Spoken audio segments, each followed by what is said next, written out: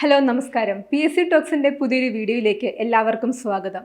KASൻ്റെ notification ഇറങ്ങി. Degree prelims എക്സാമിൻ്റെ first ഫേസും ഡിക്ലെയർ ചെയ്തു. സോ ഉദ്യോഗാർത്ഥികളെല്ലാം തന്നെ മറ്റൊരു പരീക്ഷാ കാലത്തിൻ്റെ ചൂടിലാണ്.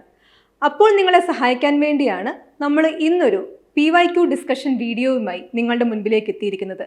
നമ്മൾ ഇന്ന് ഈ ഒരു വീഡിയോയിൽ കാണാൻ പോകുന്നത് കഴിഞ്ഞ പല ഡിഗ്രി പ്രിലിംസ് എക്സാമുകളിലായി നമ്മുടെ കേരള PSC മോഡേൺ ഇന്ത്യൻ ഹിസ്റ്ററിയിൽ നിന്ന് ചോദിച്ചിട്ടുള്ള 5 ചോദ്യങ്ങളാണ് നമ്മളിവിടെ ഡിസ്കസ് ചെയ്യാൻ പോകുന്നത്. ആ ചോദ്യങ്ങൾ ചുമ്മാ അങ്ങ് കണ്ടുപോവുകയല്ല, മറിച്ച് ആ ചോദ്യങ്ങളെ പറ്റിയുള്ള കുറച്ച് റിലേറ്റഡ് ഫാക്ട്സുമാണ് ഈ ഒരു ക്ലാസ്സിൽ നമ്മൾ ഡിസ്കസ് ചെയ്യാൻ പോകുക. 5 ചോദ്യങ്ങളേ ഉള്ളൂ. റിവേഴ്സ് എഞ്ചിനീയറിംഗ് ടെക്നിക്ക് വഴി ഈ ചോദ്യങ്ങളെപ്പറ്റി കൂടുതൽ മനസ്സിലാക്കി PSCക്ക് ഏറ്റവും ഇഷ്ടപ്പെട്ട മേഖലയാണെന്ന് PSC തന്നെ നമ്മളോട് പറഞ്ഞ ഈ മുൻവർഷ ചോദ്യങ്ങളെ നമ്മൾക്ക് കൂടുതലായിട്ട് ഈ ഒരു ക്ലാസ്സിലൂടെ മനസ്സിലാക്കാൻ പറ്റും. സോ നമുക്ക് നമ്മുടെ വീഡിയോയിലേക്ക് കടക്കാം. Indian history PYQ discussion based on previous year degree level question paper. അപ്പോൾ നമുക്ക് നമ്മുടെ ഫസ്റ്റ് ക്വസ്റ്റ്യൻ എന്താണെന്ന് ഡിസ്കസ് ചെയ്യാം. ഇത് ഡിഗ്രി പ്രിലിംസിൻ്റെ very first question paper. Degree prelims 2021 ഒന്നാം ഘട്ടത്തിലെ ക്വസ്റ്റ്യൻ പേപ്പറിൽ നിന്ന് മോഡേൺ ഇന്ത്യൻ ഹിസ്റ്ററിയിൽ നിന്ന് ചോദിച്ച ഒരു ക്വസ്റ്റ്യൻ ആണ് ഇവിടെ നൽകിയിരിക്കുന്നത്. താഴെ പറയുന്നവയിൽ ഏതാണ് ഒരേ വിഭാഗത്തിൽ പെടാത്തത്? ഇന്ത്യൻ സ്വാതന്ത്ര്യ സമരവുമായി ബന്ധപ്പെട്ടിട്ടുള്ള കുറച്ച് കലാപങ്ങളെ പറ്റി അല്ലെങ്കിൽ മൂവ്മെൻറ്റ്സിനെ പറ്റിയും ഉള്ളതാണ് ഇവിടെ ചോദ്യം.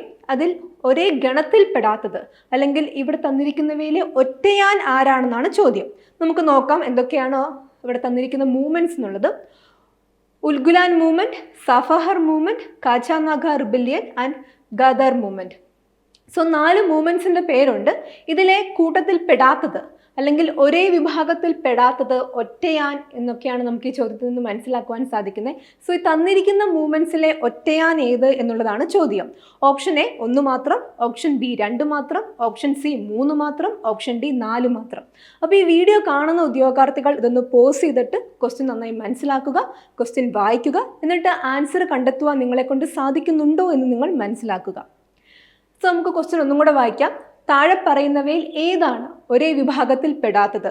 ഉൽഗുലാൻ movement, Safahar movement, Kachanaga rebellion, Ghadar movement. ഇതിലെ ശരിയായിട്ടുള്ള ഉത്തരം എന്താണെന്ന് ചോദിച്ചാൽ ഈ തന്നിരിക്കുന്ന മൂവ്മെൻറ്റ്സിലെ ഒറ്റയാൻ എന്ന് പറയുന്നത് ഗദ്ദാർ മൂവ്മെൻ്റ് ആണ്. അത് ഓപ്ഷൻ ഡി ആണ്, 4 മാത്രം. എന്താണ്, എങ്ങനെയാണ് നമ്മൾ ആ ഒരു ആൻസറിലോട്ട് എത്തിയത്? ഈ തന്നിരിക്കുന്ന 3 മൂവ്മെൻറ്റ്സും എന്താണ്? ട്രൈബൽ മൂവ്മെൻറ്റ്സ് ആണ്. ഇന്ത്യയിലെ പല ഗോത്രവർഗ വിഭാഗക്കാർ അവർ ബ്രിട്ടീഷ് ഗവൺമെൻറ്റിനെതിരെ, ബ്രിട്ടീഷ് ഭരണത്തിനെതിരെ, ബ്രിട്ടീഷുകാരുടെ വനനയത്തിനെതിരെ അവർ നടത്തിയ റിബല്യൻ കലാപങ്ങളും പ്രക്ഷോഭങ്ങളുമാണ് ഈ തന്നിരിക്കുന്ന 3 ഉൽഗുലാൻ, സാഫഹർ, കാച്ചാനാഗ തുടങ്ങിയവ. എങ്ങനെയാണ് ഗദ്ദാർ മൂവ്മെൻറ്റ് വ്യത്യസ്തപ്പെട്ടിരിക്കുന്നത്? ഇതൊരു ട്രൈബൽ മൂവ്മെൻ്റ് അല്ല, നോൺ ട്രൈബൽ മൂവ്മെൻ്റ് ആണ്. ഇന്ത്യക്ക് പുറത്ത് താമസിക്കുന്ന, പ്രത്യേകിച്ച് അമേരിക്ക പോലെയുള്ള രാജ്യങ്ങളിൽ താമസിച്ചിരുന്ന ഇന്ത്യക്കാരായ വ്യക്തികൾ ബ്രിട്ടീഷ് ഭരണത്തിനെതിരെ സംഘടിച്ച ഒരു പ്രക്ഷോഭമാണ് ഗദ്ദാർ മൂവ്മെൻറ്റ് എന്നുള്ളത്. സോ ഇതിലെ ഉത്തരം, ഈ ഒരു ക്വസ്റ്റ്യൻ്റെ ആൻസർ എന്ന് പറയുന്നത് ഗദ്ദാർ മൂവ്മെൻ്റ് ആണ്. ഓപ്ഷൻ ഡി 4 മാത്രമാണ് എന്നുള്ള കാര്യം മനസ്സിലാക്കുക. ഇനി നമ്മൾ ഈ ഒരു ചോദ്യത്തെ കുറച്ചും കൂടി ഡീറ്റെയിൽ ആയിട്ട് പഠിക്കാൻ പോവുകയാണ്. അതായത് ഈ തന്നിരിക്കുന്ന ഓരോ ഓപ്ഷൻസിനെയും കുറച്ചും കൂടെ മനസ്സിലാക്കി നമ്മൾ കൂടുതൽ വിശദമായിട്ട് തന്നെ ആ ഒരു മൂവ്മെൻറ്റ്സിനെ പറ്റി അറിയാനാണ് ഇനിയുള്ള സ്ലൈഡുകളിലൂടെ ശ്രമിക്കുന്നത്. സോ നമുക്ക് ഉൽഗുലാൻ മൂവ്മെൻറ്റിനെ പറ്റിയും സാഫഹർ മൂവ്മെൻറ്റിനെ പറ്റിയും കാച്ചാനാഗ റിബലിനെ പറ്റിയും ഗദ്ദാർ മൂവ്മെൻറ്റിനെ പറ്റിയൊക്കെ നമുക്ക് കൂടുതലായിട്ട് ഇനിയൊന്ന് മനസ്സിലാക്കാം. ഫസ്റ്റ് നമ്മൾ ഉൽഗുലാൻ മൂവ്മെൻറ്റിനെ പറ്റി കാണുന്നു. നിങ്ങൾക്കൊരു പക്ഷേ ഉൽഗുലാൻ എന്നുള്ള പേര് നിങ്ങൾക്ക് അത്ര പരിചയമില്ലായിരിക്കാം. പക്ഷേ ചെറിയ ക്ലാസ്സുകളിൽ നമ്മൾ ബിർസ മുണ്ടയെ പറ്റിയും ബിർസ മുണ്ട നയിച്ച മുണ്ട കലാപത്തെ പറ്റിയും പഠിച്ചിട്ടുണ്ട്. സോ ആ മുണ്ട കലാപത്തിൻ്റെ, മുണ്ട ലഹളയുടെ മറ്റൊരു പേരാണ് ഉൽഗുലാൻ മൂവ്മെൻറ്റ് എന്ന് ഓർക്കുക. ഉൽഗുലാൻ എന്ന് പറഞ്ഞാൽ it means great tumult or great rebellion. മഹത്തായ കലാപം, മഹത്തായ സ്വാതന്ത്ര്യ സമരം എന്നൊക്കെയാണ് ഉൽഗുലാൻ എന്ന വാക്കിൻ്റെ അർത്ഥം എന്നുള്ള കാര്യം ഓർക്കുക. ഗ്രേറ്റ് റിബല്യൻ അല്ലെങ്കിൽ മഹത്തായ കലാപം, മഹത്തായ സ്വാതന്ത്ര്യ സമരം എന്നൊക്കെയാണ് ഉൽഗുലാൻ എന്ന വാക്കിൻ്റെ അർത്ഥം. അപ്പോൾ നമ്മുടെ ബിർസ മുണ്ട നയിച്ച മുണ്ടാ സമരത്തെ, മുണ്ടാ കലാപത്തെയാണ് ഉൽഗുലാൻ മൂവ്മെൻറ്റ് എന്നുകൊണ്ട് അർത്ഥമാക്കുന്നത്. ഇതെന്താണ്? ട്രൈബൽ മൂവ്മെൻ്റ് ആണ്. ഭാരതത്തിലെ ഗോത്രവർഗ വിഭാഗക്കാർ ബ്രിട്ടീഷ് നയങ്ങൾക്കെതിരെ, പ്രത്യേകിച്ച് ബ്രിട്ടീഷുകാർ കൈക്കൊണ്ട വന നയങ്ങൾക്കെതിരെയും അവരുടെ കൾച്ചറൽ ഇമ്പോസിഷനെതിരായിട്ടും നയിച്ച കലാപമാണ് ബിർസ മുണ്ട നയിച്ച മുണ്ടാ കലാപം എന്നുള്ള കാര്യം ഓർക്കുക. Tribal uprising that took place in the Chota Nagpur Plateau, present-day Jharkhand, between 1899 and 1900. 1899-നും 1900-നും ഇടയിൽ നമ്മുടെ ഇന്നത്തെ ജാർഖണ്ഡ് സംസ്ഥാനത്ത് മുണ്ട കമ്മ്യൂണിറ്റിക്കാർ നടത്തിയിട്ടുള്ള ഗോത്രവർഗ കലാപമാണ് ഉൽഗുലാൻ മൂവ്മെന്റ് അല്ലെങ്കിൽ മുണ്ട കലാപം എന്നുള്ള കാര്യം ഓർക്കുക. ആരാണ് നേതാവ്? ബിർസ മുണ്ടയാണ്. കഴിഞ്ഞ കുറേ നാളുകളിൽ ബിർസ മുണ്ടയെ പറ്റിയുള്ള വാർത്തകൾ നമ്മൾ നിരന്തരം കാണുന്നുണ്ട്. അദ്ദേഹത്തിൻ്റെ സ്മരണാർത്ഥം കോയിനൊക്കെ തന്നെ ഈ അടുത്ത കാലത്ത് RBI പുറത്തിറക്കിയിരുന്നു. സോ ബിർസ മുണ്ടയെ പറ്റിയുള്ള കുറച്ച് ഇൻഫർമേഷൻ കളക്ട് ചെയ്തു വെക്കുക. കാരണം നമ്മൾ സ്വാതന്ത്ര്യ സമര കാലഘട്ടത്തിൽ പേഴ്സണാലിറ്റീസിനെ പറ്റിയുള്ള സ്വാതന്ത്ര്യ സമരത്തിലെ ഇമ്പോർട്ടൻ്റ് ആയിട്ടുള്ള റോൾ വഹിച്ച പേഴ്സണാലിറ്റീസിനെ പറ്റിയുള്ള ചോദ്യങ്ങൾ പലപ്പോഴായിട്ട് നമുക്കിപ്പോൾ ചോദ്യപേപ്പറിൽ കാണുവാൻ സാധിക്കും. അതുകൊണ്ട് തന്നെ ബിർസ മുണ്ടയെ പറ്റി ഒരു നോട്ട് തയ്യാറാക്കി വെക്കുവാൻ എല്ലാവരും ശ്രദ്ധിക്കുക. പിന്നെ എന്തുകൊണ്ടാണ് ഈ മുണ്ട കലാപം നടന്നത്? It was against the exploitation of tribal lands and culture by British colonial rule. British colonial ഭരണത്തിൻ്റെ കീഴിൽ അവർക്ക് അവരുടെ സ്വത്തവകാശം അല്ലെങ്കിൽ ഭൂമിയുടെ മേൽ വനത്തിൻ്റെ മേലുള്ള അവകാശം നഷ്ടപ്പെട്ടു. നമുക്കറിയാം ആദിവാസി വിഭാഗങ്ങൾ അവർ വനത്തെ ആശ്രയിച്ചാണ് ജീവിച്ചിരുന്നത്. പക്ഷേ ബ്രിട്ടൻ്റെ ഫോറസ്റ്റ് പോളിസി നമ്മുടെ ട്രൈബൽ വിഭാഗത്തിൻ്റെ തനത് ജീവിതശൈലിക്ക് എതിരെ നിൽക്കുന്നതായിരുന്നു. സോ അതുമാത്രമല്ല ബ്രിട്ടീഷ് കൾച്ചറിനെ ഇവരുടെ മേൽ കെട്ടിവെക്കുവാനും കൂടി ബ്രിട്ടീഷ് ഭരണം ശ്രമിച്ചു. സോ ഇതിനെല്ലാം എതിരെയാണ് ബിർസ മുണ്ടയുടെ ലീഡർഷിപ്പിൽ ഈ ഉൽഗുലാൻ മൂവ്മെൻറ്റ് അല്ലെങ്കിൽ മുണ്ട കലാപം നടന്നത് എന്നുള്ള കാര്യം ഓർക്കുക. സോ അതാണ് ഉൽഗുലാൻ മൂവ്മെൻറ്റിനെ പറ്റിയുള്ള കാര്യം. ഉൽഗുലാൻ മൂവ്മെൻറ്റ് അല്ലെങ്കിൽ മുണ്ട കലാപം. ഇനി നമുക്ക് അടുത്ത കലാപത്തെ പറ്റി നോക്കാം. അത് സാഫാഹർ മൂവ്മെൻ്റ് ആണ്. അതും എന്താണ്? ഒരു ഗോത്രവർഗ കലാപമാണ് ബ്രിട്ടീഷ് നയത്തിനെതിരെ നടന്ന. Safahar movement is also known as Kherwar movement. Safahar movement is also known as Kherwar movement. Kherwar movement എന്നും അത് അറിയപ്പെടുന്നു. എന്താണ്? അതും നമ്മുടെ സന്താൾ ഗോത്രവർഗ വിഭാഗങ്ങൾക്ക് ഇടയിൽ അവരുടെ കമ്മ്യൂണിറ്റിയിൽ അവർ നടത്തിയ ഒരു social reform movement cum resistance against the British rule. ബ്രിട്ടീഷുകാർക്കെതിരായിട്ട് നടത്തിയ ഒരു കലാപമായിരുന്നു സാഫാഹർ മൂവ്മെൻറ്റ് എന്നുള്ള കാര്യം ഓർക്കുക. സന്താൾ ട്രൈബൽ കമ്മ്യൂണിറ്റി 1860-കളിൽ നയിച്ച ആ ഒരു കലാപത്തെ, ആ ഒരു റിബല്യനെ, ആ ഒരു റിവോൾട്ടിനെയൊക്കെയാണ് നമ്മൾ സാഫാഹർ മൂവ്മെൻറ്റ് അല്ലെങ്കിൽ ഖേർവാർ മൂവ്മെൻറ്റ് എന്ന് വിളിക്കുന്നത്. ഇവിടുത്തെ ലീഡർ ആരാണ്? ഭഗീരഥ് മാഞ്ചി ആയിരുന്നു ഈ സന്താൾ മൂവ്മെൻറ്റിൻ്റെ, സന്തോൾ പ്രക്ഷോഭത്തിൻ്റെ ലീഡർ എന്നുള്ള കാര്യം കൂടി ഓർക്കുക. 1860-കളിൽ ബ്രിട്ടീഷ് നയത്തിനെതിരായിട്ട് നടത്തിയിട്ടുള്ള ഒരു ഗോത്രവർഗ കലാപമായിരുന്നു സാഫർഹർ മൂവ്മെൻറ്റ് അല്ലെങ്കിൽ ഖേർവാർ മൂവ്മെൻറ്റ്. ഭഗീരഥി മാഞ്ചിയാണ് ഇതിൻ്റെ ലീഡർ എന്നുള്ള കാര്യം കൂടി ഓർക്കുക. അപ്പോൾ നമ്മൾ സാഫഹർ മൂവ്മെൻറ്റിനെ പറ്റിയും ഉൽഗുലാൻ മൂവ്മെൻറ്റിനെ പറ്റിയും കണ്ടു. ഓപ്ഷൻസിലെ മൂന്നാമത്തെ വ്യക്തി കാജാനഗർ മൂവ്മെൻറ്റ്. കാജാനാഗ മൂവ്മെൻറ്റ്, നാഗ ട്രൈബ്സിനെ പറ്റി നിങ്ങൾക്ക് ഒരു പക്ഷേ പത്രങ്ങളിലൂടെയും മറ്റും നിങ്ങൾ വായിച്ചിട്ടുണ്ടായിരിക്കാം. സോ ആസാം റീജിയണിൽ നടന്ന ഒരു ഗോത്രവർഗ കലാപമാണ് Kachanaga movement. It took place in 1853 to 1854. 1853-നും 1854-നും ഇടയ്ക്ക് ഉണ്ടായിട്ടുള്ള ഒരു ഗോത്രവർഗ കലാപമാണ് കാച്ചാനാഗ മൂവ്മെൻറ്റ് എന്നുള്ളത്. The Kachanagas, an indigenous tribe living in the Kachar region of Assam, revolted against the British colonial rule. ഇതും ബ്രിട്ടീഷ് കൊളോണിയൽ റൂളിനെതിരായിട്ട് ആസാമിൽ ഉണ്ടായിരുന്ന കാച്ചാനാഗ ഗോത്ര വിഭാഗം നടത്തിയ കലാപമാണ് ഈ ഒരു കാച്ചാനാഗ മൂവ്മെൻറ്റ് എന്നുള്ള കാര്യം ഓർക്കുക. The Kachanaga revolt took place under the leadership of Sambudan in the Cachar region of Assam in 1882. 1882-ൽ സംബുദാൻ്റെ ലീഡർഷിപ്പിലാണ് ഈ ഒരു കാച്ചാനാഗ മൂവ്മെൻറ്റ് ആസാമിൽ നടന്നത് എന്നുള്ള കാര്യം ഓർക്കുക. ഇവിടെ നമുക്ക് കോമൺ വില്ലൻ എന്ന് പറയുന്നത് ബ്രിട്ടീഷ് ഭരണം തന്നെയായിരുന്നു, ബ്രിട്ടീഷുകാർ തന്നെയായിരുന്നു. അവരുടെ നയങ്ങൾക്കെതിരായിട്ടാണ് ഈ സമരങ്ങൾ നടന്നിട്ടുള്ളത്. സോ നമ്മൾ ഇന്ത്യൻ സ്വാതന്ത്ര്യ സമരത്തെ പറ്റി പഠിക്കുമ്പം അല്ലെങ്കിൽ ആധുനിക ഇന്ത്യയുടെ ചരിത്രം പഠിക്കുമ്പം നമ്മൾ കൂടുതലും പഠിച്ചു പോകുന്നത് SSC ആർട്ടിലൊക്കെ നമ്മൾ കൂടുതലായിട്ടും കണ്ടിരുന്ന ഗാന്ധിയൻ ഫേസും അതിനുശേഷമുള്ള ഇവൻസിനെ പറ്റിയൊക്കെയാണ്. നമ്മൾ അധികം ഇത്തരം ഗോത്രവർഗ കലാപങ്ങളെ പറ്റിയോ അല്ലെങ്കിൽ അത്തരം പാരലായിട്ട് നിന്നിട്ടുണ്ടായിരുന്ന കലാപങ്ങളെ പറ്റിയോ നമ്മൾ അധികം കണ്ടിട്ടില്ല. ഒന്നാം സ്വാതന്ത്ര്യ സമരത്തിന് മുൻപുള്ള പല വിധത്തിലുള്ള കലാപങ്ങളെ പറ്റിയും നമ്മൾ ശ്രദ്ധിച്ചിട്ടില്ല. പക്ഷേ PSC അതിനെപ്പറ്റിയൊക്കെ തന്നെ കൂടുതലായിട്ട് ചോദിക്കുന്നുണ്ട്. അപ്പം അത് കൂടുതലായിട്ട് പഠിക്കുവാൻ, അതൊക്കെ ഒന്ന് വായിക്കുവാൻ ശ്രദ്ധിക്കുക. ഇതിനെപ്പറ്റിയുള്ള ഇമ്പോർട്ടൻറ്റ് പോയിന്റ്സ് ഒക്കെ തന്നെ നോട്ട് ചെയ്ത് വെക്കുക. നമ്മൾ 3 കലാപങ്ങളെ പറ്റി, 3 മൂവ്മെൻറ്റ്സിനെ പറ്റി കണ്ടു. ഇനി കൂട്ടത്തിലെ ഒറ്റയാനായിരുന്ന ഖദാർ മൂവ്മെൻറ്റിനെ പറ്റി നമുക്ക് നോക്കാം. സോ നേരത്തെ പറഞ്ഞ പോലെ ഇന്ത്യക്ക് വെളിയിൽ താമസിച്ചിരുന്ന അമേരിക്ക, ജപ്പാൻ തുടങ്ങിയ ഇന്ത്യയുടെ വെളിയിലുള്ള രാജ്യങ്ങളിൽ താമസിച്ചിരുന്ന ഇന്ത്യക്കാരായിട്ടുള്ള വ്യക്തികൾ സ്വാതന്ത്ര്യ സമര കാലഘട്ടത്തിൽ ബ്രിട്ടനെതിരായിട്ട്, ബ്രിട്ടീഷ് കൊളോണിയൽ ഭരണത്തിനെതിരായിട്ട് അവർ സംഘടിക്കുകയും അവർ ഒരു പ്രക്ഷോഭം നടത്തുവാൻ വേണ്ടി പ്ലാൻ ചെയ്യുകയും ചെയ്തു. സോ അതിനാണ് നമ്മൾ ഖത്താർ മൂവ്മെന്റ് എന്നുകൊണ്ട് ഉദ്ദേശിക്കുന്നത്. ഖത്താർ പാർട്ടിയുണ്ട്. ഖത്താർ പാർട്ടിയുടെ മുഖപത്രമാണ് ഖത്താർ എന്നുള്ള കാര്യം കൂടി ഓർക്കുക. എന്താണ് ഈ വാക്കിന്റെ അർത്ഥം? ഖത്താർ എന്ന വാക്കിന്റെ അർത്ഥം വിപ്ലവം എന്നാണ്. വിപ്ലവം എന്നാണ് ഖത്താർ എന്ന വാക്കിന്റെ അർത്ഥം എന്നുള്ള കാര്യം കൂടി ഓർക്കുക. 1913 അമേരിക്കൻ ഐക്യനാടുകളിലെ സാൻ ഫ്രാൻസിസ്കോയിലാണ് ഖത്താർ പാർട്ടി രൂപപ്പെട്ടത്. സോ അമേരിക്കയിലാണ് പ്രധാനമായിട്ടും ഇതിൻ്റെ ഒരു ഹെഡ് ക്വാർട്ടേഴ്സ് ഉണ്ടായിരുന്നത്. അമേരിക്കയിലെ സാൻ ഫ്രാൻസിസ്കോയിലായിരുന്നു ഈ പാർട്ടി രൂപീകരിച്ചത് 1913.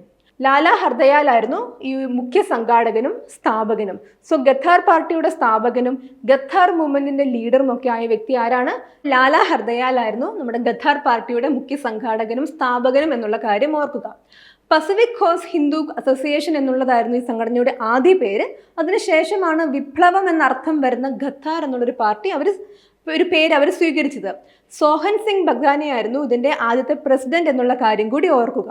അമേരിക്കയിൽ രൂപം കൊണ്ട ഈ പാർട്ടിക്ക് Mexico, Japan, China, Philippines, Malaya, Singapore, Thailand, Indo China, പൂർവ്വ ആഫ്രിക്ക, ദക്ഷിണാഫ്രിക്ക എന്നീ രാജ്യങ്ങളിൽ സജീവ അംഗങ്ങളും ഉണ്ടായിരുന്നു. സോ ഇന്ത്യക്ക് വെളിയിൽ നമ്മുടെ താമസിച്ചിരുന്ന ഇന്ത്യക്കാരായിട്ടുള്ള ജനങ്ങളിൽ ബ്രിട്ടീഷ് ഭരണത്തിനെതിരായിട്ടുള്ള ഒരു റിയാക്ഷൻ എന്ന വണ്ണം രൂപം കൊണ്ട പാർട്ടിയാണ് ഖത്താർ പാർട്ടി. അവർ 1915 ഇന്ത്യയിലേക്ക് വന്ന് ബ്രിട്ടീഷ് ഭരണത്തിന് ഒരു ഭീഷണി ചെയ്തക്ക രീതിയിൽ ഒരു കലാപമൊക്കെ തന്നെ അവർ പ്ലാൻ ചെയ്തു, ആസൂത്രണം ചെയ്തു. പക്ഷെ നിർഭാഗ്യവശാൽ ബ്രിട്ടീഷുകാർ അതിനെപ്പറ്റി അറിയുകയും അത് ആ ഒരു കലാപം തുടങ്ങുന്നതിന് മുൻപ് തന്നെ പ്രധാനപ്പെട്ട ലീഡേഴ്സിനെയൊക്കെ തന്നെ അറസ്റ്റ് ചെയ്യുകയും ചെയ്തു. സോ അതാണ് ഖത്താർ മൂവ്മെന്റിനെ പറ്റി പറയാനുള്ളത്. അതൊരു ഗോത്രവർഗ കലാപം അല്ല എന്നുള്ള കാര്യം ഓർക്കുക.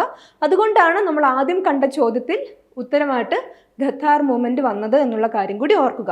അപ്പോൾ സ്വാതന്ത്ര്യ സമര കാലഘട്ടത്തിൽ ഇന്ത്യയിൽ നടന്ന പ്രധാനപ്പെട്ട 4 മൂവ്മെന്റ്സിനെ പറ്റി നമ്മൾ കണ്ടു. ഇത്തരം ചോദ്യങ്ങൾ ഇനിയും ആവർത്തിക്കാം, ഇതേപോലെ ആവർത്തിക്കണമെന്നില്ല. പക്ഷെ നമ്മൾ ഇതിൻ്റെയൊക്കെ തന്നെ ഒരു റിലേറ്റഡ് ആയിട്ടുള്ള ഫാക്ട്സ് നമ്മൾ മനസ്സിലാക്കേണ്ടത് വളരെ ഇമ്പോർട്ടൻ്റ് ആണ്. നമ്മുടെ പഠനം കറക്റ്റായ ട്രാക്കിലൂടെയാണ് മുന്നോട്ട് പോകുന്നതെന്ന് നമുക്ക് മനസ്സിലാക്കിയെടുക്കുവാൻ ഇത്തരം PYQ അനാലിസിസ് നിങ്ങളെ സഹായിക്കും. അപ്പോൾ നമുക്കിനി അടുത്ത ക്വസ്റ്റ്യൻ, രണ്ടാമത്തെ ക്വസ്റ്റ്യൻ നോക്കാം. സോ നമ്മൾ ഇന്ന് കാണാൻ പോകുന്ന രണ്ടാമത്തെ PYQ, ഇതും നമ്മുടെ ഡിഗ്രി പ്രിലിംസിന്റെ 1ാമത്തെ ഫേസിൽ ചോദിച്ചിട്ടുള്ള ചോദ്യമാണ്. ചിപ്കോ മൂവ്മെന്റുമായി ബന്ധപ്പെടുത്തിയാൽ താഴെ പറയുന്നവയിൽ ഏത് പ്രസ്താവനയാണ് ശരിയല്ലാത്തത്? ഇൻകറക്റ്റ് ആയിട്ടുള്ള സ്റ്റേറ്റ്മെന്റ് ആണ് ഇവിടെ ചോദിച്ചിരിക്കുന്നത്. സ്റ്റേറ്റ്മെന്റ് നമ്പർ 1, ചിപ്കോ മൂവ്മെന്റ് ഒരു കാർഷിക മൂവ്മെന്റ് ആണ്.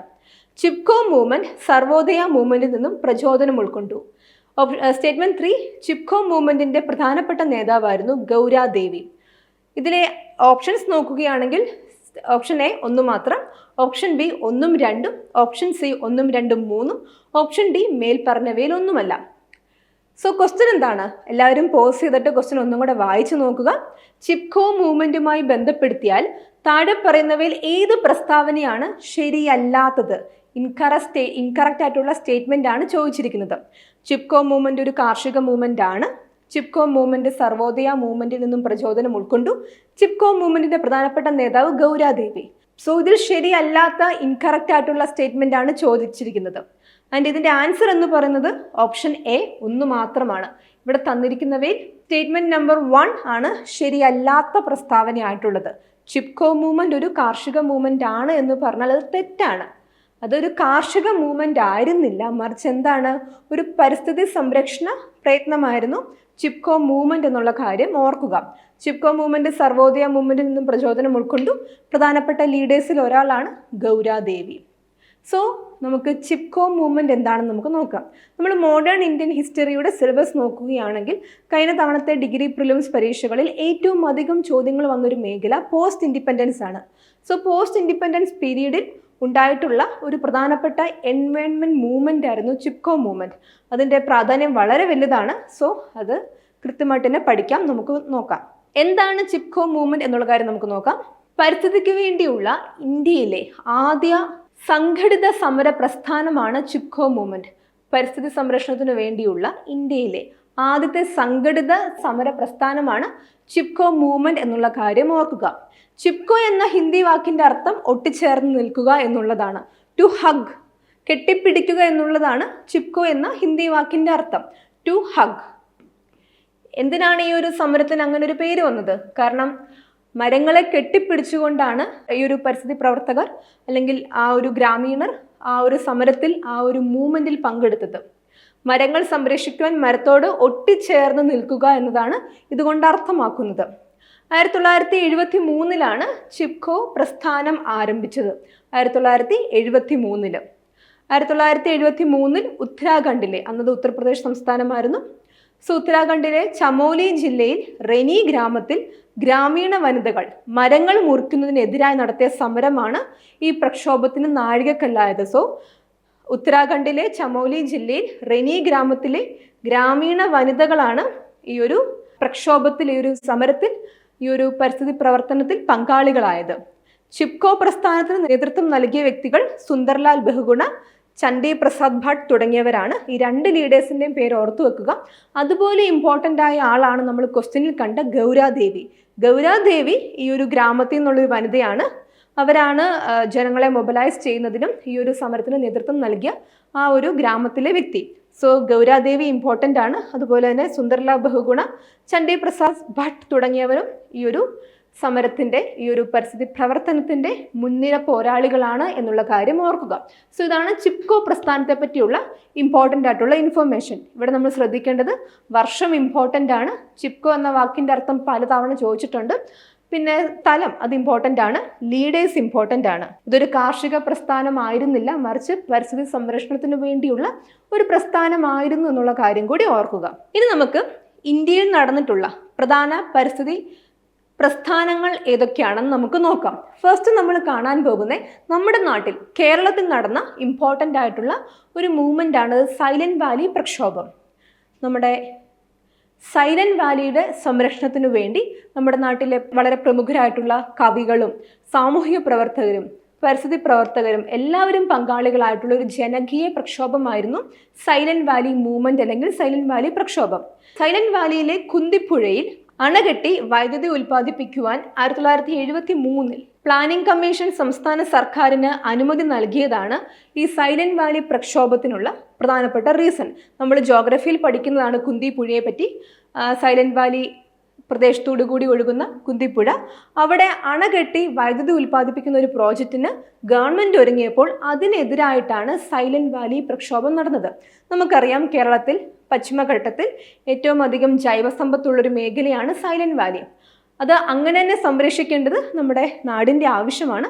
അതുകൊണ്ടാണ് സുഗതകുമാരി ടീച്ചറിനെ പോലെയുള്ള കവികളാണെങ്കിലും സാമൂഹിക പ്രവർത്തകരാണെങ്കിലും പരിസ്ഥിതി പ്രവർത്തകരാണെങ്കിലും ഒന്നു ചേർന്ന് ആ ഒരു സമരത്തിൽ പങ്കുചേർന്നത്. വിവിധ ഭാഗത്തു നിന്നുണ്ടായ ചെറുത്തുനിൽപ്പുകൾക്കൊടുവിൽ ഈ ഒരു പദ്ധതി ഉപേക്ഷിക്കപ്പെട്ടു.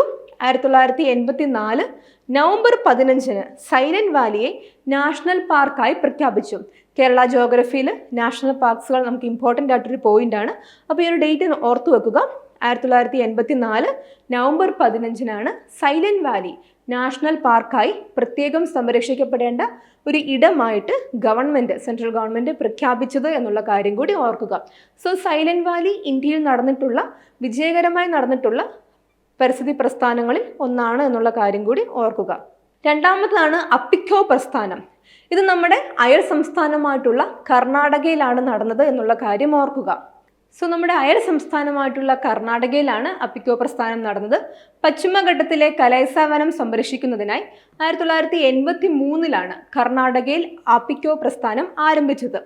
പരിസ്ഥിതി പ്രവർത്തകനായിട്ടുള്ള പാണ്ഡുരംഗ് ഹെഗ്ഡെയുടെ നേതൃത്വത്തിൽ ഗവൺമെന്റ് മരങ്ങൾ വെട്ടി മാറ്റുന്നത് തടയുവാൻ പുരുഷന്മാരും സ്ത്രീകളും കുട്ടികളും ഉൾപ്പെടെയുള്ള നാട്ടുകാർ മരങ്ങളെ കെട്ടിപ്പിടിച്ചു. നമ്മൾ ഉത്തരാഖണ്ഡിൽ കണ്ട ചിപ്കോ മൂവ്മെന്റിന്റെ ഒരു കർണാടക പതിപ്പായിരുന്നു അപ്പിക്കോ മൂവ്മെന്റ് എന്നുള്ള കാര്യം ഓർക്കുക. ഇവിടെയും മരങ്ങളെ കെട്ടിപ്പിടിച്ചുകൊണ്ടാണ് വനനശീകരണത്തിനെതിരായിട്ട് ജനങ്ങൾ പ്രതിഷേധിച്ചത്. ആരായിരുന്നു ലീഡർ? പാണ്ഡുരംഗ് ഹെഗ്ഡെ ആയിരുന്നു ലീഡർ എന്നുള്ള കാര്യം ഓർക്കുക. കന്നഡയിൽ അപ്പിക്കോ എന്ന വാക്കിന്റെ അർത്ഥം ആലിംഗനം എന്നാണ്. ചിപ്കോ പ്രസ്ഥാനത്തിൽ നിന്ന് പ്രചോദനം ഉൾക്കൊണ്ടുകൊണ്ടാണ് കർണാടകയിൽ അപ്പിക്കോ പ്രസ്ഥാനം ആരംഭിച്ചത്. ചിപ്കോ എന്ന വാക്കിന്റെ അർത്ഥം ഹഗ് ആണെങ്കിൽ കന്നഡയിലും അപ്പിക്കോ എന്ന വാക്കിൻ്റെ അർത്ഥം ടു ഹഗ് എന്നുള്ളതാണ്. സോ മരങ്ങളെ ആലിംഗനം ചെയ്തുകൊണ്ട് ജനങ്ങൾ വനനശീകരണത്തിനെതിരായിട്ട് ഈ ഒരു സമരത്തിൽ പങ്കെടുത്തു. അത് വളരെ ഇമ്പോർട്ടൻ്റ് ആയിട്ടുള്ള ഒരു പരിസ്ഥിതി പ്രസ്ഥാനമാണ് എന്നുള്ള കാര്യം ഓർക്കുക. സോ നമ്മൾ രണ്ടാമത്തെ ക്വസ്റ്റ്യനിൽ കണ്ടത് പ്രധാനപ്പെട്ട പരിസ്ഥിതി മൂവ്മെൻറ്റിനെ പറ്റിയാണ്. ചിപ്കോ മൂവ്മെൻറ്റ് ഡിസ്കസ് ചെയ്തു, അപ്പിക്കോ മൂവ്മെൻറ്റ് ഡിസ്കസ് ചെയ്തു, നമ്മുടെ കേരളത്തിൽ നടന്ന സൈലന്റ് വാലി പ്രക്ഷോഭവും നമ്മൾ ഡിസ്കസ് ചെയ്തു. ഇനി നമുക്ക് മൂന്നാമത്തെ ചോദ്യം നോക്കാം. ഇതും 2021 ഡിഗ്രി 1ാം ഘട്ട പരീക്ഷയിൽ ചോദിച്ച ക്വസ്റ്റ്യൻ ആണ്. താഴെ പറയുന്നവയിൽ ഏതാണ് മുഗൾ ഭരണകാലത്ത് സ്ഥലം എന്ന വാക്കിന് പകരം ഉപയോഗിക്കാത്ത വാക്ക്? സോ സ്ഥലം എന്നുകൊണ്ട് ഉദ്ദേശിക്കുന്നത് ഇവിടെ പ്ലേസ് അല്ല, മറിച്ച് ലാൻഡ് ആണ്, ഭൂമിയാണ് ഇവിടെ ഉദ്ദേശിക്കുന്നത്. സ്ഥലം മീൻസ് ഭൂമി അല്ലെങ്കിൽ land, not place. So Mughal ഭരണകാലത്ത് പേർഷ്യനിൽ ലാൻഡ് എന്ന വാക്കിന് പകരം ഉപയോഗിക്കാത്ത വാക്ക് ഏതാണെന്നാണ് ചോദിച്ചിരിക്കുന്നത്. Option A karori, B jagir, C parati, D inam. ഇതിലേതാണ് മുഗൾ ഭരണകാലത്ത് സ്ഥലം എന്ന വാക്കിന് പകരം ഉപയോഗിക്കാത്ത വാക്ക് എന്നാണ് ചോദിച്ചിരിക്കുന്നത്. ഓപ്ഷൻസ് ഞാൻ ഒന്നും കൂടെ വായിക്കാം, നിങ്ങൾ വീഡിയോ പോസ് ചെയ്തിട്ട് ക്വസ്റ്റ്യൻ ഒന്നും കൂടെ മനസ്സിലാക്കുക. Option A karori, option B jagir, option C parati, option D inam. അപ്പോൾ ഇവിടുത്തെ ശരിയായിട്ടുള്ള ആൻസർ ഏതാണെന്ന് ചോദിക്കുവാണെങ്കിൽ അത് ഓപ്ഷൻ എ കരോരിയാണ്. കരോരി എന്ന് പറഞ്ഞാൽ ഒരു റവന്യൂ ഒഫീഷ്യൽ എന്നാണ് അർത്ഥം വരുന്നത്. ജാഗിർ, പാരതി, ഇനം എന്നുള്ളത് പല കോണ്ടസ്റ്റുകളിൽ ഭൂമിയെ, ലാൻഡിനെ വിശേഷിപ്പിക്കുവാൻ വേണ്ടി മുഗൾ കാലഘട്ടത്തിൽ ഉപയോഗിച്ചിരുന്ന വാക്കുകളാണ്. സോ നമുക്ക് മോഡേൺ ഇന്ത്യ പഠിക്കുമ്പം നമുക്ക് മുഗൾ ഭരണകാലത്തിലെ കുറച്ച് കാര്യങ്ങൾ കൂടി പഠിക്കുവാൻ നമ്മുടെ സിലബസിൽ പറയുന്നുണ്ട്. പക്ഷെ നമുക്ക് ഡൽഹി സുൽത്താനേറ്റ് മൊത്തം പഠിക്കേണ്ട ആവശ്യമൊന്നും തന്നെയില്ല. ഇതുവരെയുള്ള ചോദ്യങ്ങളൊക്കെ തന്നെ മുഗൾ ഭരണത്തെ പറ്റിയാണ് ചോദിച്ചിരിക്കുന്നത്. അപ്പോൾ നമുക്കിവിടെ മുഗൾ ഭരണകാലത്ത് ലാൻഡിന് പകരം ഉപയോഗിച്ചിരുന്ന, ഭൂമിക്ക് സ്ഥലത്തിന് അർത്ഥമായിട്ട് ഉപയോഗിച്ചിരുന്ന വാക്കുകൾ ഏതൊക്കെയാണെന്ന് നമുക്കൊന്ന് നോക്കാം. നമ്മൾ ഓപ്ഷനിൽ കണ്ട ജാഗിർ എന്ന വാക്ക്, നമുക്ക് അത് തന്നെ ഫസ്റ്റ് ഡിസ്കസ് ചെയ്യാം. നമ്മൾ മിഡീവൽ ഇന്ത്യ പഠിച്ചപ്പോൾ നമ്മൾ ജാഗീർദാർമാരെ പറ്റിയൊക്കെ പഠിച്ചിട്ടുണ്ട്. എന്താണ് ജാഗിർ? ജാഗിർ എന്ന് വെച്ചാൽ മുഗൾ ഭരണ കാലഘട്ടത്തിൽ മുഗൾ ഗവൺമെൻറ്റിനെ സേവിച്ചിരുന്ന ഗവൺമെൻറ് സർവൻസിനും അതുപോലെ തന്നെ അവിടുത്തെ ഫ്യൂഡൽ ലോഡ്സിന് അല്ലെങ്കിൽ സൈനിക സഹായങ്ങൾ നൽകിയിട്ടുള്ള പ്രഭുക്കന്മാർക്കും മുഗൾ രാജാക്കന്മാർ നൽകിയിരുന്ന ഭൂദാനത്തെയാണ് നമ്മൾ ജാഗിർ എന്നുകൊണ്ട് ഉദ്ദേശിക്കുന്നത്. സിമ്പിളായിട്ട് പറയുകയാണെങ്കിൽ ഇന്ന് ഗവൺമെൻറ് ഉദ്യോഗസ്ഥർക്ക് നമ്മൾ ശമ്പളമായിട്ട് അവരുടെ വർക്കിനെ റിവാർഡ് ചെയ്യാൻ വേണ്ടി നമ്മൾ ക്യാഷാണ് സാലറി ആയിട്ട് കൊടുക്കുന്നത് അല്ലേ. പക്ഷെ മുഗൾ ഭരണ കാലഘട്ടത്തിൽ ഈ ക്യാഷ് കൊടുക്കുന്നതിന് പകരം നമ്മൾ എന്ത് കൊടുത്തു? ലാൻഡ് കൊടുത്തു, ഭൂമി കൊടുത്തു. പ്രഭുക്കന്മാർ അവർ സൈനിക സഹായം നൽകുന്നത് കൊണ്ട് അവർക്ക് അതിന് റിവാർഡായിട്ട് കുറച്ച് ഭൂമി കൊടുത്തു. ഈ ഭൂമിയുടെ നികുതി അവർക്ക് പിരിക്കുവാൻ സാധിക്കും. അതിൻ്റെ ഒരു വിഹിതം ഗവൺമെൻറ്റിന് കൊടുക്കണം, ബാക്കി വിഹിതം ഇവർക്കെടുക്കാം. അതാണ് കരാറ്. സോ അങ്ങനെ കൊടുത്തിരുന്ന ലാൻഡിനെയാണ് നമ്മൾ ജാഗിർ എന്ന് വിളിക്കുന്നത്. അങ്ങനെ ജാഗിർ കിട്ടിയവരെ നമ്മൾ ജാഗിർദാർസ് എന്നും വിളിക്കുന്നു. ഇത് പക്ഷെ ഒരു പരമ്പരാഗത സമ്പ്രദായമൊന്നും ആയിരുന്നില്ല. അച്ഛന് ശേഷം മകന് ജാഗിർ കൊടുക്കുന്നു, അങ്ങനത്തെ പരിപാടിയൊന്നും തന്നെ ഉണ്ടായിരുന്നില്ല. ഓരോ വ്യക്തികളുടെയും കഴിവനുസരിച്ചിട്ടാണ് അവർക്ക് ഈ ജാഗിർ നൽകിക്കൊണ്ടിരുന്നത്.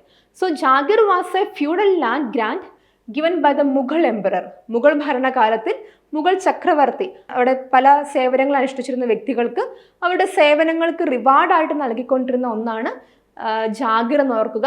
ജാഗിർ എന്ന് പറഞ്ഞാൽ ലാൻഡ് ആണ് എന്നുള്ള കാര്യം കൂടി ഓർക്കുക, ഭൂമി. ഇനി ഇനാം ലാൻഡ് എന്താണ്? ഇനാം കൊടുക്കുക എന്നൊക്കെ നമ്മൾ കേട്ടിട്ടുണ്ടല്ലേ. Inam lands were those which were allotted to learned and educated men. Mughal ഭരണത്തിൻ്റെ കീഴിൽ ആ ഒരു സമൂഹത്തിൽ പണ്ഡിതരായ വ്യക്തികൾക്ക് നൽകിക്കൊണ്ടിരുന്ന ലാൻഡിനെ അല്ലെങ്കിൽ റിലീജിയസ് വ്യക്തികൾക്ക് നൽകിക്കൊണ്ടിരുന്ന ലാൻഡിനെയാണ് നമ്മൾ ഇനാം ലാൻഡ് എന്ന് പറയുന്നത്. ഇനാം റിലീജിയസ് സ്കോളേഴ്സിന് അല്ലെങ്കിൽ പണ്ഡിതരായിട്ടുള്ള വ്യക്തികൾക്കൊക്കെ തന്നെ നൽകുന്ന ലാൻഡാണ് ഇനാം ലാൻഡ്. ഇനി അടുത്ത ലാൻഡാണ് പൊളാഷ്. ഈ പൊളാഷ്, പാരതി, ചച്ചർ, ബെഞ്ചാർ എന്നൊക്കെ പറയുന്നത് എന്താണ്? ആ ലാൻഡിൻ്റെ ഫെർട്ടിലിറ്റിയുടെയും ആ ലാൻഡിൽ കൃഷി ഇറക്കുന്നതുമായി ബന്ധപ്പെട്ടൊക്കെ ആണ് ലാൻഡിനെ പല രീതിയിൽ ക്ലാസിഫൈ ചെയ്തിരിക്കുന്നത്. ആ ക്ലാസിഫിക്കേഷൻ്റെ അടിസ്ഥാനത്തിലാണ് നമുക്ക് ഈ ഒരു 4 കാറ്റഗറി ഓഫ് ലാൻഡ്സ് വന്നിരിക്കുന്നത്. ഈ പൊളാഷിൽ എന്താണ്? This land was cultivated every year and was considered as the best type of land.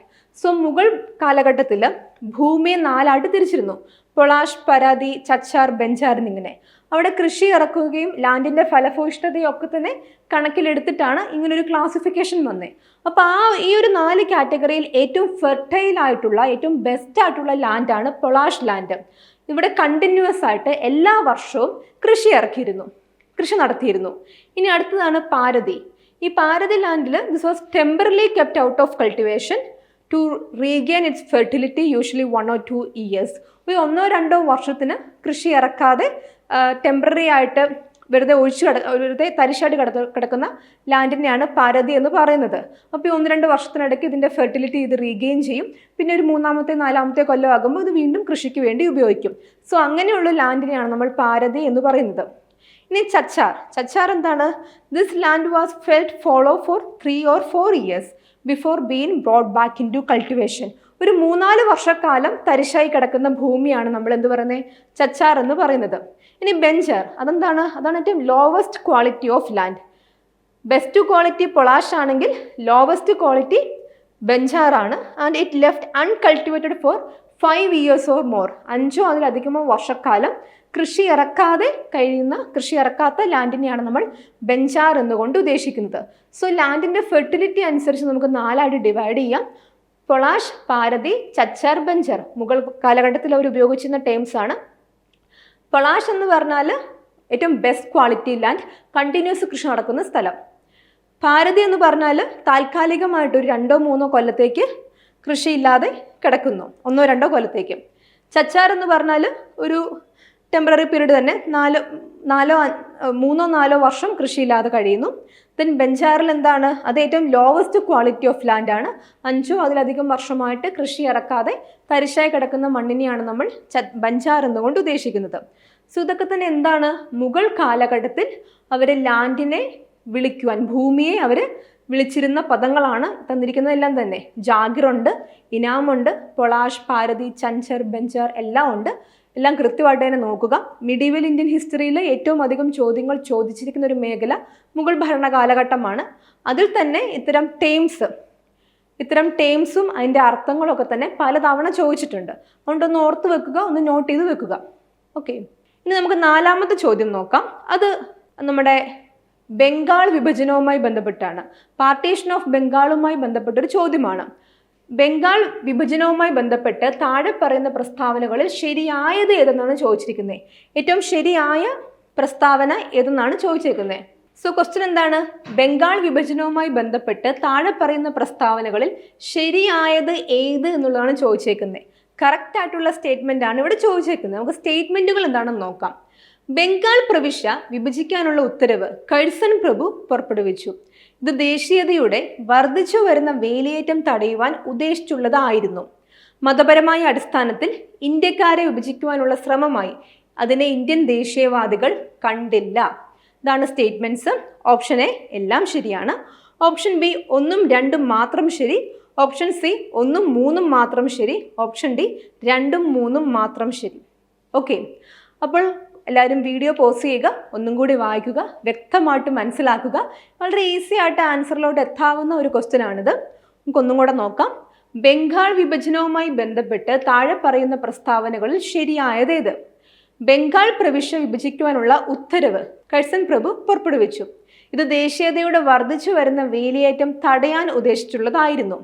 മതപരമായ അടിസ്ഥാനത്തിൽ ഇന്ത്യക്കാരെ വിഭജിക്കുവാനുള്ള ശ്രമമായി ഇതിനെ ഇന്ത്യൻ ദേശീയവാദികൾ കണ്ടില്ല.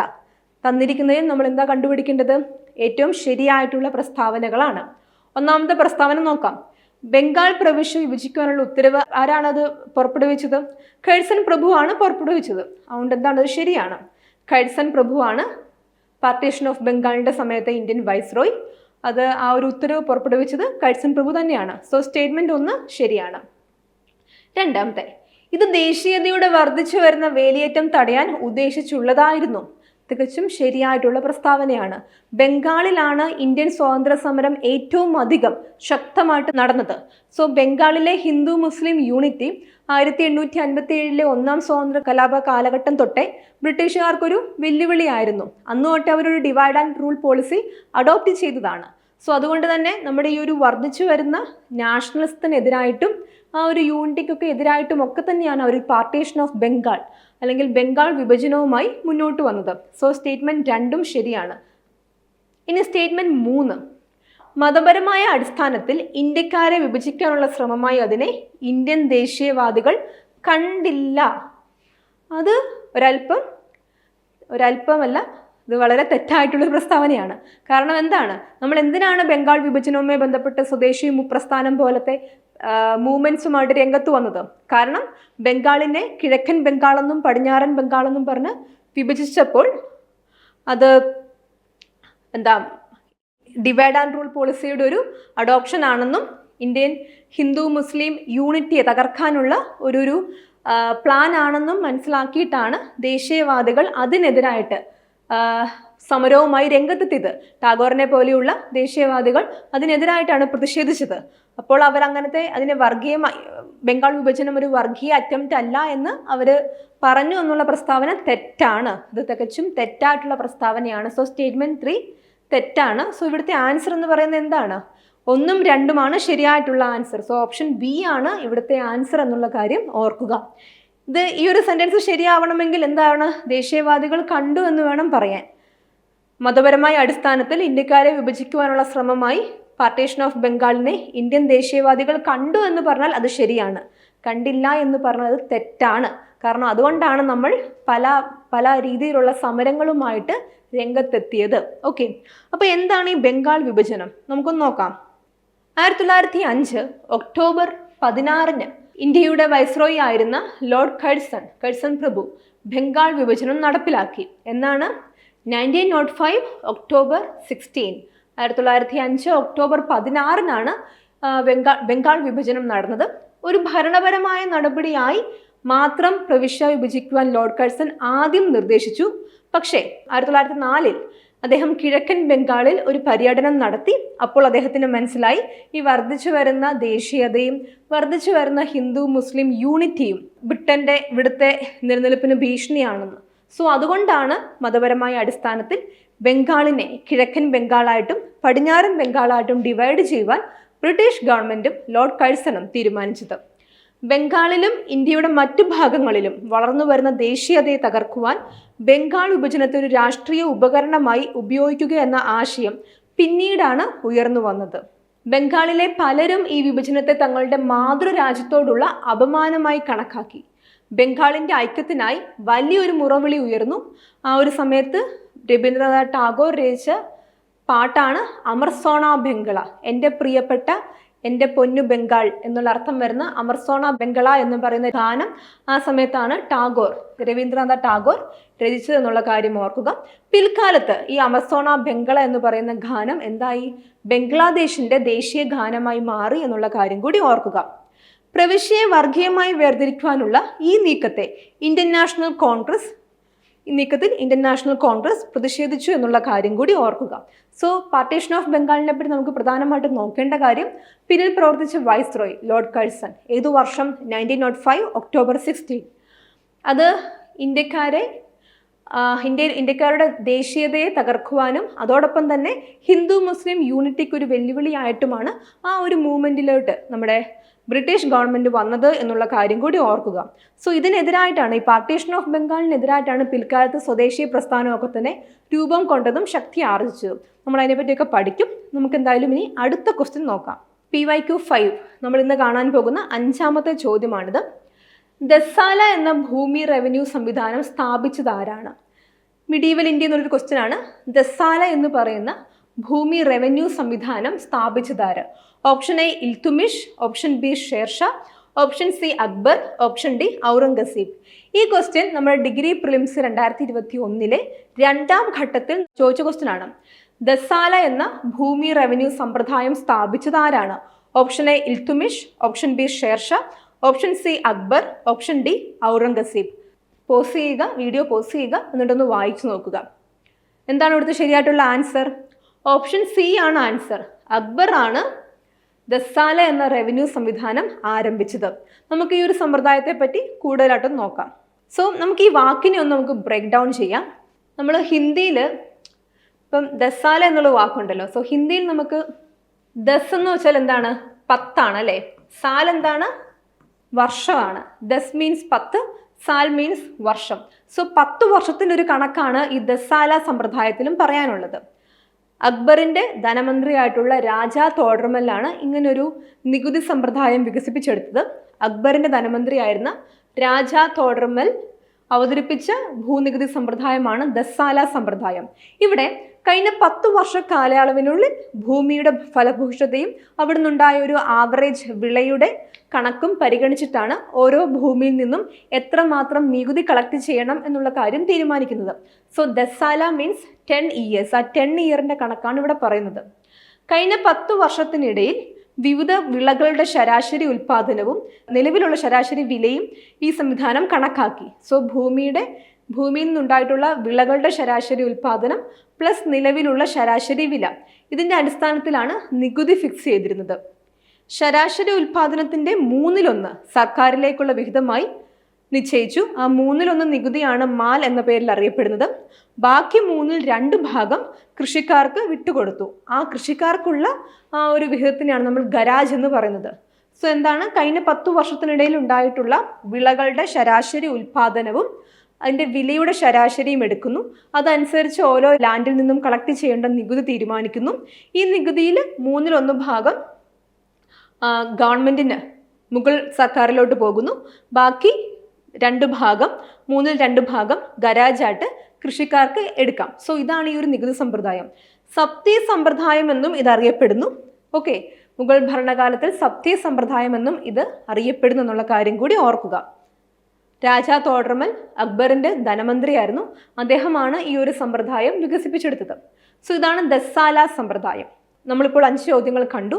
ഈ 5 ചോദ്യങ്ങളെപ്പറ്റി നമ്മളൊരു ബാക്ക്ഗ്രൗണ്ട് സ്റ്റഡി നടത്തി. ഓപ്ഷൻസ് ഒക്കെ നമ്മൾ കണ്ടു. ഇതേ ചോദ്യങ്ങൾ വരും അല്ലെങ്കിൽ ഇതേ രീതിയിൽ വരും എന്നല്ല ഉദ്ദേശിക്കുന്നത്. മറിച്ച് നിങ്ങൾ PYQs നോക്കുമ്പോൾ, PYQ നിങ്ങൾ പഠിക്കുമ്പോൾ നിങ്ങൾ ഇങ്ങനെ ഒരു രീതി കൊണ്ടുപോവുകയാണെങ്കിൽ നിങ്ങളുടെ പഠനം ഏറ്റവും കറക്റ്റായിട്ടുള്ള ട്രാക്കിലൂടെ ആയിരിക്കും. അതോടൊപ്പം തന്നെ പഠനം കുറേയും കൂടി ഇൻട്രസ്റ്റിങ്ങുമാകും. സോ ഇനി PYQലോട്ട് കടക്കുമ്പം ജസ്റ്റ് ആൻസറും ക്വസ്റ്റ്യനും മാത്രം കണ്ടുപോകാതെ അത് വന്ന വഴി എങ്ങനെയാണ്, അതിൽ ഓപ്ഷൻസിൻ്റെ ഇമ്പോർട്ടൻസ് എന്താണ്, അത് ഏത് മേഖലയിൽ നിന്നുള്ള ചോദ്യമാണ് തുടങ്ങിയ കാര്യങ്ങൾ കൂടി ചെക്ക് ചെയ്യുക. നമുക്ക് ഹാർഡ് വർക്ക് മാത്രം പോരാ, സ്മാർട്ട് വർക്കും ആവശ്യമാണ്. ആ ഒരു സ്മാർട്ട് വർക്കിന് ഇത്തരം വിദ്യകൾ നിങ്ങളെ സഹായിക്കും. സോ നമ്മുടെ KAS പ്രിപ്പയർ ചെയ്യുന്നവർക്കും ഡിഗ്രി പ്രിലിംസ് പ്രിപ്പയർ ചെയ്യുന്നവർക്കൊക്കെ തന്നെ ഈ വീഡിയോ ഉപകാരപ്രദമാകും എന്ന് വിശ്വസിക്കുന്നു.